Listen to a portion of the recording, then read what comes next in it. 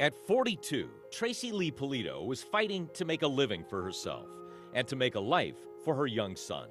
But in the last moments of her life, she also fought and fought hard against her killer. She was mommy's baby, my last child. She has 3 other sisters. Tracy's mother remembers her daughter as a loving, giving child. I always got roses for Mother's Day, my birthday, always. Polito worked as a waitress in St. Petersburg, an attractive woman with a bright smile. She was just a good person, you know. I raised her to be a good, loving person, but then I also raised her to stand up for herself. August 17th, 2013, Tracy spent the day at the pool at her St. Petersburg apartment complex. Her young son stayed that night in the apartment of a friend. It was just like a play date, you know, when kids go to visit each other and they stay overnight. When she didn't show up to pick up her son, the friend called police. It was pretty common for her to let her son stay with that friend for a couple days a week. It wasn't common for her to not pick up her son. Another friend with a spare key opened her apartment and found her body on the floor. She had been asphyxiated and beaten to death. It was a scene that was indicative of some violence.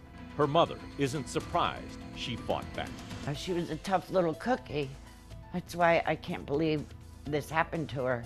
St. Petersburg Police Lieutenant Matthew First was working as a homicide detective when Tracy was killed.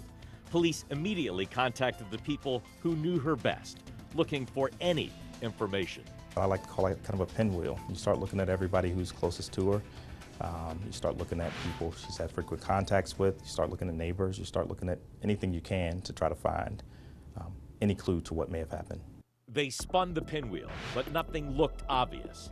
Now detectives are hoping a new analysis of evidence will give them new leads. There are some items of evidentiary value that we were able to collect, and we're still waiting on advancements in DNA technology to hopefully be able to analyze that DNA evidence effectively to help identify some things that were left behind. New advancements in DNA technology may still lead to Tracy's killer. It's what the family has been hoping for years. All I want is justice, and this justice to be served for my daughter and her son. Tracy's mother knows that someone out there has the answer. Maybe somebody will open their mouths. If they saw something, please say something.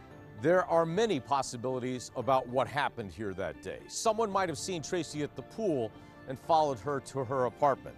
Or since she worked as a waitress, they might have followed her home from a restaurant. Or it might have just been random. Detectives are hoping someone out there has the information they need to help them put the pieces together. She was a good mom, a normal person, you know, and that she didn't deserve to have what happened to her for sure. And her family wants the peace of knowing, finally, what happened and why.